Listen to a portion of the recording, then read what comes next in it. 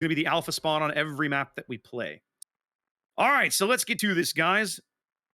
As we head into the losers bracket now, at this point, every game, every match matters to all of these teams. All of these matches in the losers bracket are lose and go home. As we start here with SCCC2 and ZOE. Zaf, you want to take the SCCC2 lineup? You want me to do it? I can take it, sure. All All right, take right. us in. What do we got? So we have for battleships Yamato and Montana. And then for cruisers, we have two Des Moines, Goliath, Worcester. And then we've got for destroyers, Gearing, Daring, and Grozovoy. Grozavoy. I'm actually a little surprised to see the Grozavoy, but I'm we'll see surprised to how see it two of those goes. ships. Fair enough. Opposing them from the south, we have this is ZOE, a bit of a mixed team here. We're seeing people from GG Boy and Rem forming a team. They're Hmm. bringing Ohio, Yamato, Des Moines, Worcester, Moskva, and Stalingrad. A Worcester on each team, Zath. That's Well, interesting. yeah. And I was going to comment on Gearing, that, but go ahead. okay. Gearing, Daring, and Shimakaze. All right, Zath, go ahead and make your comment about the Worcester. Let's talk. Okay. Now that Shimakaze, by the way, running 20-kilometer torpedoes. Um, so here's the deal. The reason I wanted to talk about the Wooster is because so far in all of the battles that I have cast at King of the Sea, I've seen Wooster once, and then I saw a replay of a Wooster that was Kraken Below's Wooster. I've seen a Wooster twice in King of the Sea so far this season. Both times they've lost. So I was going to comment about it's interesting seeing SCCC2 bring in a Wooster, but then of course with ZOE bringing a Wooster, well, I guess that means one of these Woosters is going to win.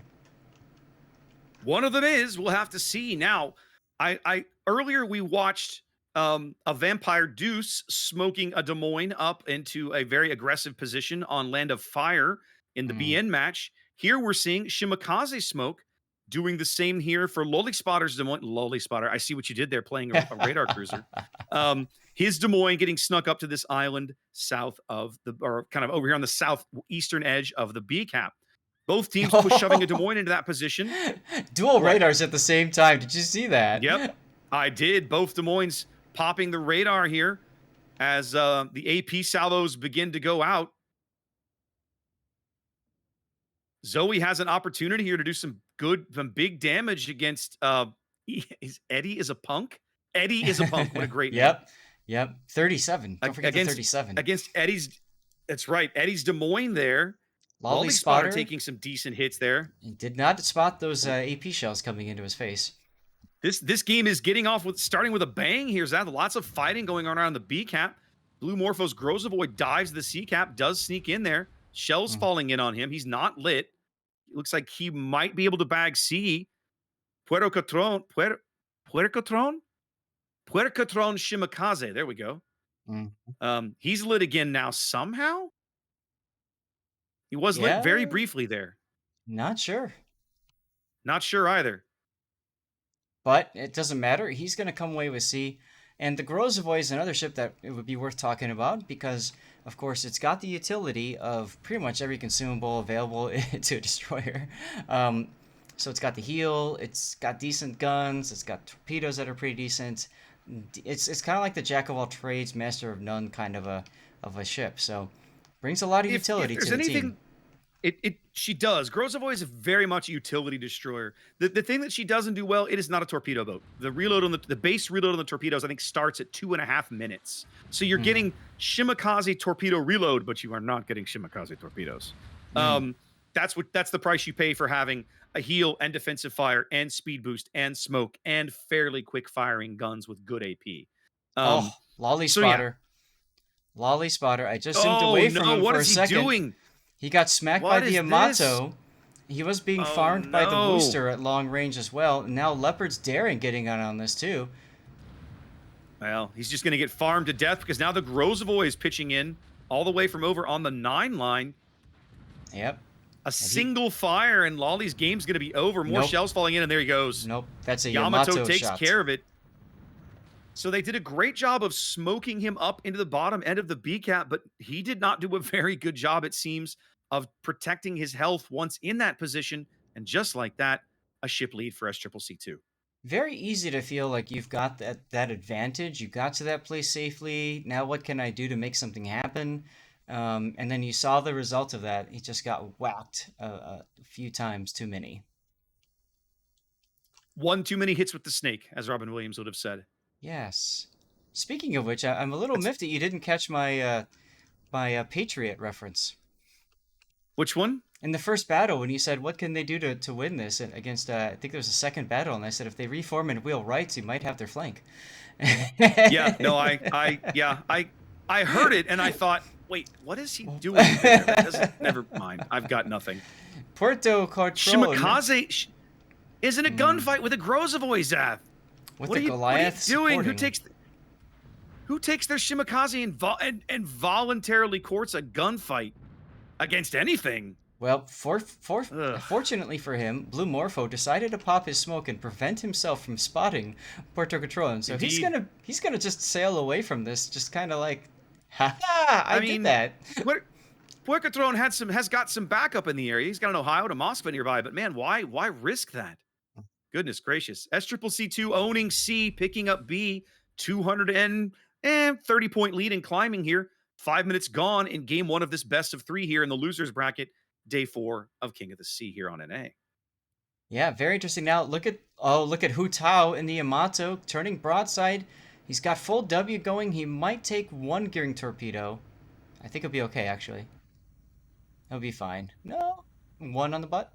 Oh No! Right between the screws, Zath, right under the turn of the stern.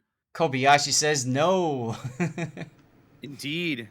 Now, as you look at the map here, you know, we're 6 minutes in. And Zoe's got a pretty good little solid group controlling here the ACAP.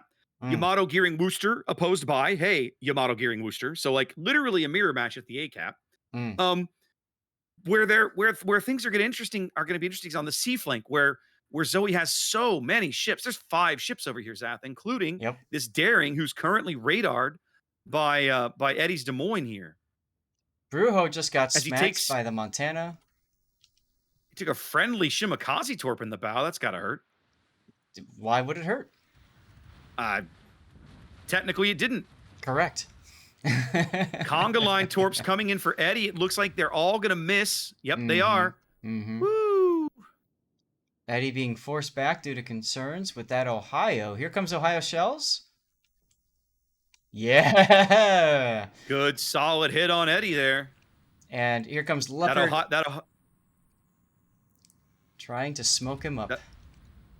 That Ohio position is going to be very big. That's Lego Mr. Panda here, moving up the 9 line, able to punch one of those cruisers in the face if he can spot them, which for the moment, he cannot. He's going to need the Stalingrad on his left flank. Who is that? Way down here. That's Kiev Rex. He needs to move up and try to get those guys under radar so he can do these guys. He's got a ways to go there. They're 16 kilometers out. Yep. Now, you see the plane went up, and I just followed those shells. They went in between. Lego Mr. Panda putting the plane up, trying to spot that cruiser in that smoke. And so that's a very common tactic that Unicom players will do. They can smack a cruiser that's sitting in smoke. But the thing is, with that daring shooting too, it's very easy to get confused for which shell is which. I like Panda's position. The struggle that I have now is that the smoke is expired. He needed to just wait. Yes. He needed to wait it out because now the smoke is gone. It was daring smoke, right? It couldn't last very long. Now he's up in a position where he's got a Goliath, a Montana, and a Grozavoy. They're going to be all up in his face. And he lost the critical shots that he needed on those radar cruisers that would allow his teammates to pick up C. Right. And we kind of saw that with that Des Moines early on. Same thing happening. You're in a very strong position, and you're like, I'll just leave this. Yeah. And now Minato coming under fire now. All he literally needed to do was just sit where he was and just wait. But he kept moving, and now his team's a little worse off for it. He's not going to take a Grozavoy torpedo. He slows down long enough to dodge those at least.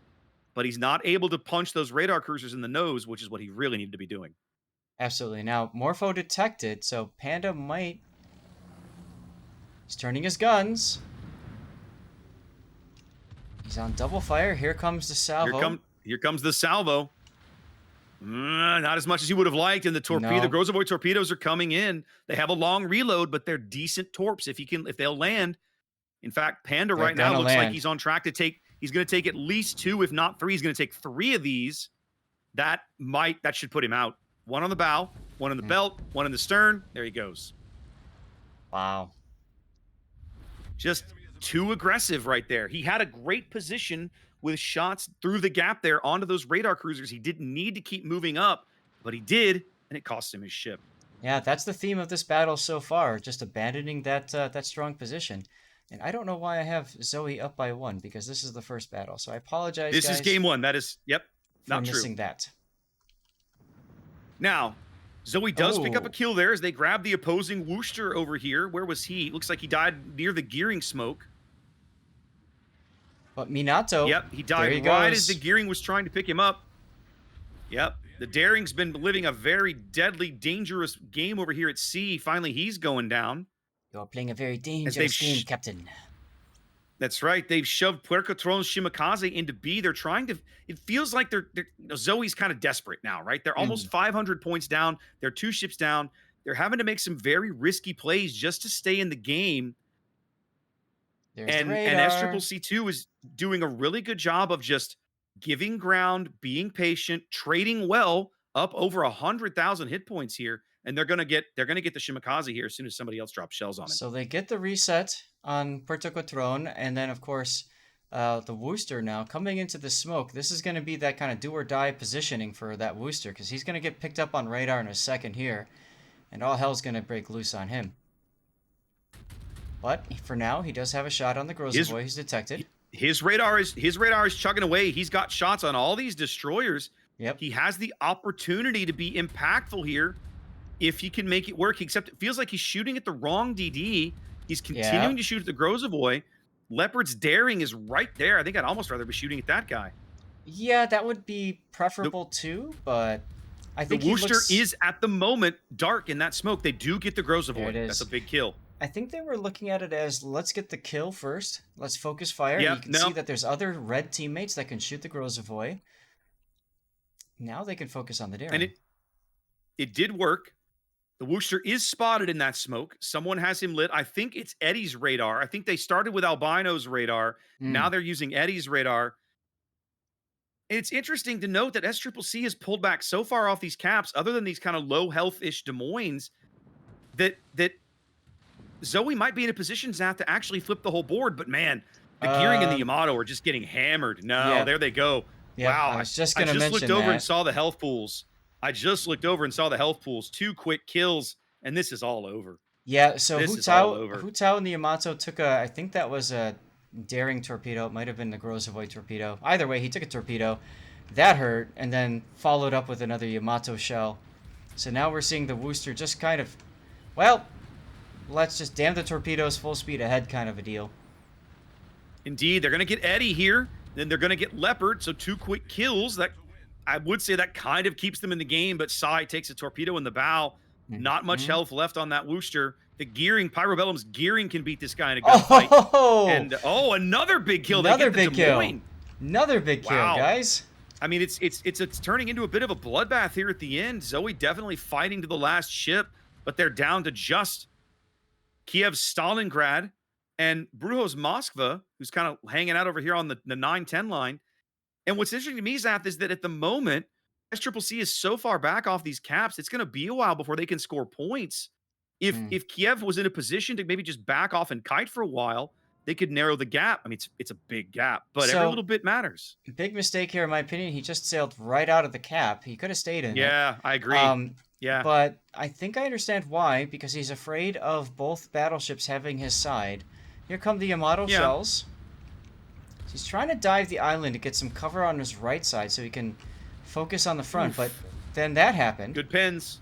Yep, good pins. So remember, this is a Stalingrad, so it's a little bit larger area to be hit compared to a Moskva.